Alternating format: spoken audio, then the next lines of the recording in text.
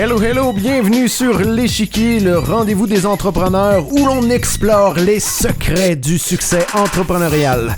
On y parle du mindset et des stratégies qui vont te permettre de faire mentir tous les pronostics et de bâtir une entreprise prospère sur des fondamentaux solides comme du rock. Je te le dis, tu veux surtout pas manquer ça. D'ailleurs, si c'est pas déjà fait, je t'invite à suivre le show et à activer la cloche dès maintenant sur ta plateforme de balado préférée. Je suis David Gaudreau et on commence le show direct là.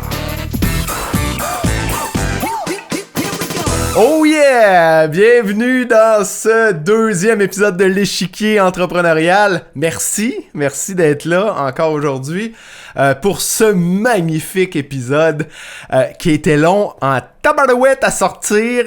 Puis je vais t'expliquer, en fait j'ai décidé de faire un épisode pour t'expliquer pourquoi ça a été long de le sortir, c'est quoi les difficultés que j'ai eues. Puis en même temps, je vais en profiter pour te parler de ma stratégie derrière le podcast. Ma stratégie de création de contenu, pourquoi j'ai décidé de faire un podcast, comment ça s'intègre dans ma stratégie. Puis voilà, puis je vais t'expliquer un peu, je vais te parler d'un défaut. Je pourrais appeler ça un défaut que j'ai, ouais, qui est le perfectionniste, qui me donne du fil à retordre avec le podcast, qui fait que je veux que ce soit parfait le podcast, ce qui m'a amené à explorer différentes avenues, comme par exemple de le scripter, parce que j'avais beaucoup de misère à parler tout seul avec mon téléphone, avec ma caméra. Voilà, et donc ça a fait que j'ai voulu essayer de scripter, puis là j'ai scripté, puis là j'ai enregistré, puis ça avait l'air scripté. Ça avait l'air scripté, puis c'est pas du tout le résultat final que je vais avoir. Moi, je veux un podcast qui va me permettre de créer une relation de proximité avec mon audience. Et là, je me retrouve avec un podcast qui est scripté, que j'ai l'air stiff, et voilà. Et donc, c'était pas du tout le résultat que je recherchais. Donc, voilà, c'est ce dont je vais discuter aujourd'hui dans cet épisode-là, dans l'épisode d'aujourd'hui. Et je pense que là, je vais réussir après plusieurs semaines. Et là, je te dis, hier, là, j'étais un peu découragé parce que là, j'avais comme enregistré 3 épisodes scriptés. J'étais en train de les monter. J'étais rendu à monter le 2e. Et là, je l'ai écouté. J'ai écouté la vidéo, j'ai écouté l'audio. Puis là, je me suis dit, mais ça va pas du tout. Et donc là, j'ai comme tout mis ça de côté. J'ai filé vraiment bad hier. Hier, toute la journée, là, c'était un vendredi, là, on est un samedi matin.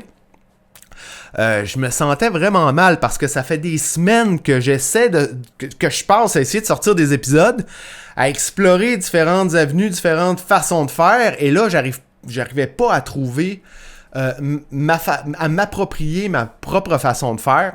Et là, hier, j'étais découragé. Assez que cette nuit, j'en dormais mal. Je me suis réveillé à 1h du matin, ça me trottait dans la tête. Puis là, je me suis dit, garde, on va arrêter de viser la perfection.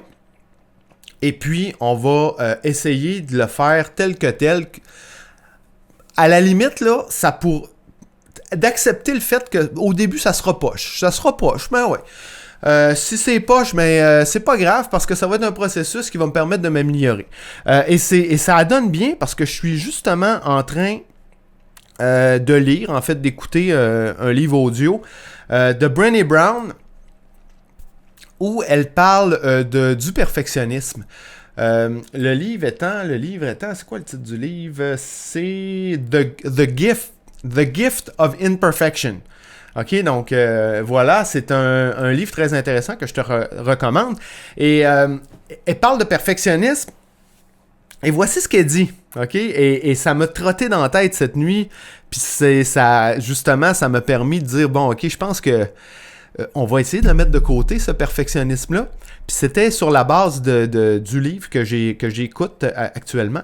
Donc, qu'est-ce qu'elle dit? Elle dit, le perfectionnisme est un système de croyances autodestructeur et addictif. Tellement. OK? Qui alimente une pensée primaire, cette pensée-là, que si j'ai l'air parfait, OK? Que si je fais tout parfaitement, Je vais minimiser mes chances de me faire blâmer, de me faire juger et d'avoir honte. Moi, je me reconnais tellement là-dedans. Là. Je ne sais pas si tu es un perfectionniste ou une perfectionniste toi-même. Mais moi, c'est ma réalité. OK? Tellement... L'année passée, 2022, début 2022, j'ai écrit un courriel à ma liste en disant « Ah, OK, voici mes plans pour 2022. Là, j'avais des plans ambitieux de création de contenu, de ci, de ça. » Et je venais de lancer mon programme Carré d'As. Et j'avais beaucoup de contenu à créer pour le Carré d'As. Et mon perfectionnisme a fait que ça a complètement scrappé ma stratégie de création de contenu. Parce que je mettais tellement de temps sur les formations que je devais créer et qui étaient sur une période d'1 an que finalement, j'ai complètement perdu le cap par rapport à ma création de contenu. Et la raison première, c'était le perfectionnisme. Donc voilà, premier point qu'elle nous dit, Brené Brown. Deuxième point, le perfectionnisme est un objectif inaccessible parce que c'est une question de perception et qu'il n'y a aucun moyen de contrôler la perfection. Et ça, peu importe le temps, l'énergie qu'on y passe. C'est tellement vrai. Le perfectionnisme est une perception. L'idée que je me fais d'un résultat parfait est assurément différente de l'idée que toi, tu t'en fais. Donc, peut-être que tu vas écouter l'épisode d'aujourd'hui puis que tu vas dire, ben, c'est pas si poche que ça, finalement. Alors que moi, je vais l'écouter puis je vais mettre la barre vraiment trop haute. C'est ça, le perfectionnisme. C'est une question de perfection. Et cette barre-là, on peut toujours la monter plus haut. Je te parlais du Carré d'As. Là, je m'apprête à lancer la deuxième cohorte du Carré d'As. Je suis déjà dans l'idée de dire tout ce que j'ai fait l'année passée, je dois absolument l'améliorer. OK? Je dois l'amener à un niveau supérieur. Je dois augmenter la barre. Je suis comme ça. C'est un méchant problème quand on est entrepreneur et on est perfectionniste. Sincèrement, parce que là, je pourrais reprendre mon contenu. Je dois ajuster la formule. Les participants m'ont donné du feedback. À ce niveau-là, il n'y a aucun doute. Il y a possibilité de l'améliorer à partir des feedbacks que j'ai reçus. Mais il n'y a aucun des feedbacks qui me disait que le contenu avait besoin d'amélioration. Non, il y avait besoin d'être... il y en avait un peu trop. Il y avait besoin d'être réparti un peu plus dans le temps. Peut-être épuré. Parce que voilà, quand on est perfectionniste, c'est ça, on veut toujours en donner plus. Hein? Donc voilà, je prends ce feedback-là, mais je dois apprendre à faire la différence entre, OK, j'ai mon feedback, je dois épurer mon contenu et non le refaire et monter la barre encore plus haut. Tu vois la différence? La différence, donc voilà. Troisième point que Brené Brown nous dit, le perfectionnisme crée une dépendance. Parce que lorsqu'on ressent de la honte, du jugement et du blâme, qu'est-ce qui arrive? On se sent imparfait. Plutôt que de remettre en question la logique erronée du perfectionnisme. Alors, on s'enracine encore plus profondément dans notre quête à la perfection. Puis ce troisième point-là va directement avec le numéro 4. Le perfectionnisme nous mène systématiquement à ressentir de la honte, du jugement et du blâme. C'est ce qui conduit ensuite encore plus de honte, encore plus de jugement et de blâme. Et donc, c'est un cercle vicieux. OK? Donc, voilà. C'est exactement ce qui me bloque depuis... Ça doit faire 1 mois et demi que j'ai annoncé que j'allais lancer le podcast. J'ai fait un épisode jusqu'à présent. Un épisode qui avait... Bon, c'est ça. Qui avait somme toute bien été parce que je l'avais pas scripté. J'avais écrit mes idées, puis j'avais réussi quand même à être assez naturel. Donc, j'étais assez satisfait du premier épisode, mais après ça, là, j'ai rentré comme... J'ai voulu traiter de sujets compliqués, de sujets complexes, et là, le sujet, je vais en parler là, dans les prochains épisodes, je vais quand même les traiter, mais je vais y aller d'une manière un peu plus simple. Je vais parler de commoditisation. Le fait de se positionner comme une commodité. En tout cas, toujours est-il que c'est un sujet qui est quand même assez complexe et mon perfectionnisme faisait que je voulais le traiter à la perfection, puis rien oublier, puis ci, puis ça. Puis finalement, ben, ça donnait un podcast scripté, vraiment plate, puis qui reflétait pas du tout ma personnalité. Donc, voilà, là, je vais d'un côté et de l'autre. Donc là, on a parlé de perfectionnisme qui m'a empêché d'avancer dans le mois et demi depuis que j'ai annoncé que j'allais faire un podcast. Et donc là, ce matin, je mets ça de côté. Mais c'est ça, je veux te parler de pourquoi je veux faire un podcast, puis c'est quoi ma stratégie. Et tu vas mieux comprendre aussi pourquoi je peux pas me permettre d'avoir un podcast qui est scripté. Je peux pas me permettre d'être stiff puis que ça soit plate puis que j'ai l'air d'un lecteur de nouvelles, là. Parce que c'est pas ça pantoute, c'est pas du tout aligné avec ma stratégie. Ok, ma stratégie c'est quoi? C'est que, bon, probablement que si tu me suis sur LinkedIn depuis un moment, tu me connais comme un spécialiste de la plateforme LinkedIn. Ben correct. Le problème, c'est que sur les réseaux sociaux, on est en terrain loué. LinkedIn a beau être une superbe plateforme qui nous permet d'avoir de la visibilité, qui nous permet de créer des contenus qui couvrent qui servent les différents objectifs du funnel de qualification. On peut se faire découvrir, on peut créer un lien de confiance avec notre audience, on peut créer des contenus de bas de funnel, il y a plein de formats, on peut faire des articles en profondeur, on peut faire des lives. Donc bref, LinkedIn est une superbe plateforme. Et dans les dernières années, je me suis concentré uniquement à desservir cette plateforme-là. Le problème, c'est que sur les réseaux sociaux, c'est ça, on est en terrain loué, puis on ne sait jamais, de quel côté ça va aller. Tu sais, comme là, en début 2023, il y a énormément de changements avec l'algorithme. La visibilité a chuté drastiquement. Et donc, ce que ça m'a mis dans face, finalement, c'est l'importance de diversifier les plateformes.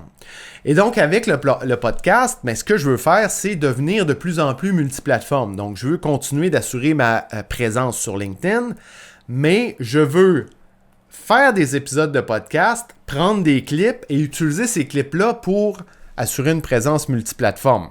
Donc, par exemple, en créant des Reels sur Instagram, sur Facebook, sur TikTok, en prenant mes épisodes de podcast, en les diffusant sur YouTube. Et donc là, je vais me retrouver avec une stratégie qui va me permettre d'être à la fois sur LinkedIn, mais aussi sur les autres plateformes, et donc commencer tranquillement, pas vite, à bâtir mon audience sur d'autres plateformes. En plus, ça va me permettre plus facilement de me discipliner pour envoyer une newsletter pour, à tout le moins, annoncer mes épisodes de podcast et rester en contact avec ma liste, mon audience sur ma liste email. Parce que j'ai pas tout le temps, très peu souvent, je dirais, cette discipline-là d'envoyer des courriels. Moi, ça me prend une raison de le faire, et donc là, le podcast va être une bonne raison. Mais comme je veux faire des clips qui vont apparaître sur les différentes plateformes, je peux pas me permettre d'être stiff puis d'être en train de lire mon bulletin de nouvelles, là. Tu sais, ça prend un petit peu de vie, ça prend du dynamisme, et voilà, donc ça marche pas, là, ça marche tout simplement pas de scripter parce que c'est en vidéo, et voilà, et même j'ai essayé avec un téléprompteur sur mon téléphone, mais ça reste que quand on lit, on n'a pas les intonations toujours à la bonne place. On n'a pas les gestes, la gestuelle qui suit ce qu'on est en train de lire à tout moment. Là. Des fois j'ai des petits bouts que je réussis à le faire pas pire, mais je suis pas un acteur. Là, donc, si je veux avoir mon naturel, si je veux que ma gestuelle soit cohérente avec ce que je dis, je peux pas lire. OK? Impossible. Et si je veux, comme ça, avoir des clips qui vont être dynamiques, qui vont être vivants, bon, le fait de scripter, finalement, ça fonctionnait pas. Et donc, mais par contre, ça implique de faire des épisodes qui vont un peu plus dans toutes les directions, comme je suis en train de le faire actuellement, parce que tout n'est pas prévu au quart de tour, tout n'est pas parfait, mais bon, ça va être ça. Mais voilà, donc, ce sera ma stratégie de contenu pour 2023. Donc, je vais avoir le podcast qui va être au centre de ma stratégie, qui va me permettre de générer des clips pour assurer une présence sur toutes mes plateformes, qui va me permettre aussi d'avoir des épisodes de podcast sur YouTube, donc d'alimenter ma chaîne YouTube. Et sur LinkedIn, je vais continuer probablement d'écrire un post par semaine et ajouter à ça peut-être la diffusion de passages, de clips peut-être un peu plus long. Tu sais, sur LinkedIn, ça prend des clips un peu plus complets que sur un Reels.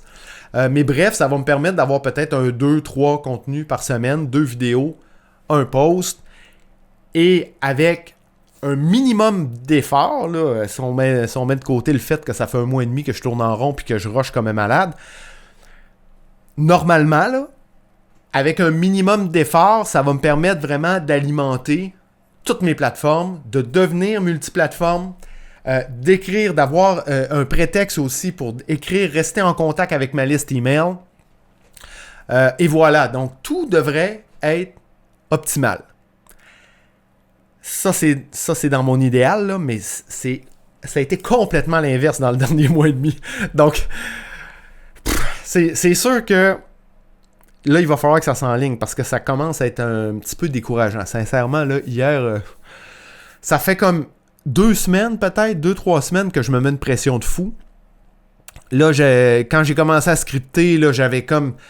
Je pensais avoir trouvé la bonne voie parce que là, ça venait me conforter dans mon perfectionnisme. Puis là, je me suis dit, là, cette semaine, là, j'ai passé ma semaine à scripter 3 épisodes.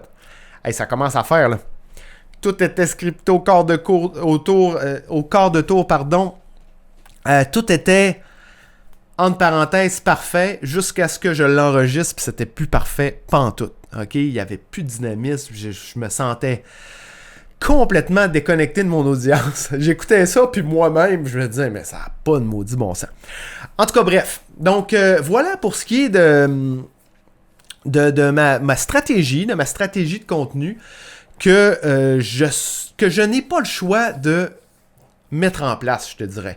Parce que là, je peux pas me permettre d'avoir une année comme 2022 où je mets toutes mes énergies pour créer mon contenu du carré d'as et que je suis... Écoute, j'ai été en 2022, là, je pense que j'ai été 8 mois à être in and out sur LinkedIn, à être très peu présent.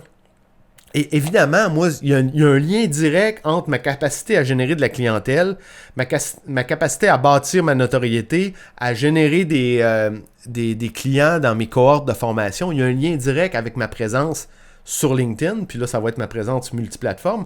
Mais voilà. Et donc, moi, 8 mois en 2022 à ne pas être présent. Financièrement, en 2022... ça allait quand même bien étant donné que j'avais une cohorte, j'avais quelques revenus récurrents. Je surfais un peu aussi sur ma bonne présence de l'année précédente puis du début d'année. Mais à un moment donné, ça fonctionne pas, là. Donc, il faut absolument que je sois en mesure en 2023 de réussir à mettre en place cette stratégie-là. Et il n'y a pas de raison que ça fonctionne pas, là. Regarde, là, je suis en train de faire mon épisode, ça va bien. Je vais le réécouter, je vais me dire, je bafouille ben trop, je dis ben trop de E, je dis ben trop de hockey, je vais avoir envie de tout couper ça.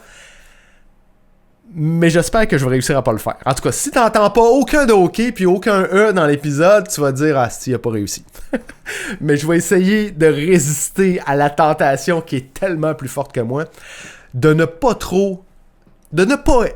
l'hésiter, de ne pas l'éditer. Je vais m'inspirer de Julie Rochon. Julie qui est tellement bonne, à part la caméra. Puis elle veut pas éditer.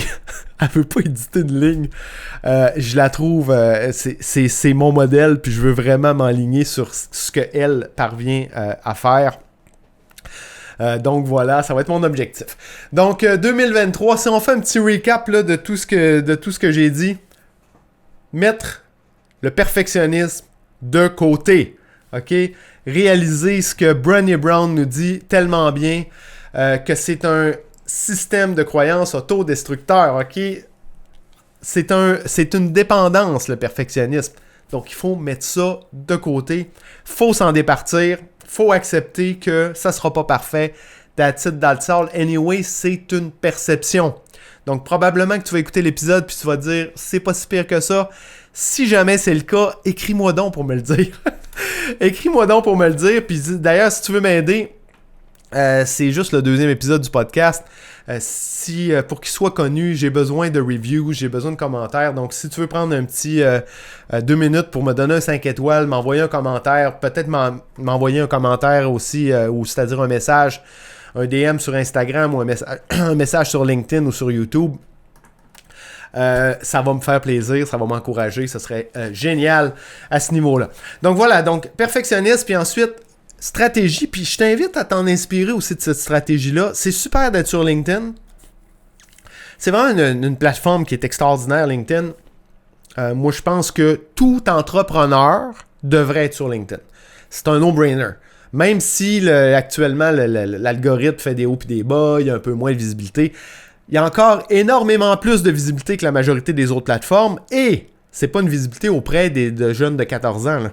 C'est une visibilité auprès de décideurs, de CEO, de recruteurs. Okay? Donc, être sur LinkedIn, c'est un no-brainer. Okay? Il faut continuer d'être sur LinkedIn. D'ailleurs, dans ma conclusion, là, j'offre des ressources gratuites. Je t'invite à aller en télécharger. J'ai un guide vraiment cool là, sur l'optimisation de profil. J'ai plein d'autres ressources, des formations pas trop chères. Puis la majorité aussi, c'est des formations, pas des formations, mais des ressources gratuites. Va en profiter. Je suis perfectionniste. J'y ai mis un temps fou. OK? C'est de la qualité, là. C'est pas de la cochonnerie, mes affaires. Donc, voilà. Mais je t'invite, c'est ça, à t'inspirer de cette stratégie-là, de dire, OK, être sur LinkedIn, c'est bien correct, mais c'est une bonne idée aussi de tenter d'être multiplateforme. Il y a plusieurs façons de le faire, mais la stratégie que je viens de te partager aujourd'hui en est une excellente. Okay? Une stratégie qui est utilisée, par exemple, par Charles Côté de Drôlement Inspirant. Il y a une stratégie similaire. Bon, maintenant, il y a une équipe, il y a un caméraman qui le suit. Sa stratégie est beaucoup plus large que ça, mais à la base, c'est son podcast qui est au centre, ou même les entrevues qu'il accorde pour d'autres podcasts, puis à partir de ça, il va repositionner son contenu pour être multiplateforme. C'est super de s'en inspirer. C'est une excellente stratégie, donc je souhaite être en mesure de mettre en place en 2023 et que je t'encourage à faire toi aussi. Donc voilà, je pense que ça va compléter pour cet épisode. Merci encore une fois d'avoir été là. Je te rappelle, si tu veux m'écrire un petit message d'encouragement pour me dire que c'est pas si poche que je peux me l'imaginer, ça va être apprécié. Sinon, je te dis à la prochaine, ou plutôt à tout de suite dans le prochain épisode. Ciao! Je suis David Gaudreau et je te remercie très sincèrement d'avoir choisi d'écouter le show aujourd'hui. Pour me partager tes commentaires sur le show, simplement pour continuer la conversation, tu peux le faire en te connectant avec moi sur LinkedIn. Aussi, on le sait, LinkedIn, c'est vraiment un incontournable pour tout entrepreneur. Alors, si tu veux obtenir mes ressources gratuites pour te lancer sur la plateforme et y bâtir ton audience, rends-toi au davidgaudreau.com/ressources avec un S. Enfin, si c'est toujours pas fait, oublie pas de t'abonner. Sur ce, je te laisse aller prendre de la hauteur. Ciao!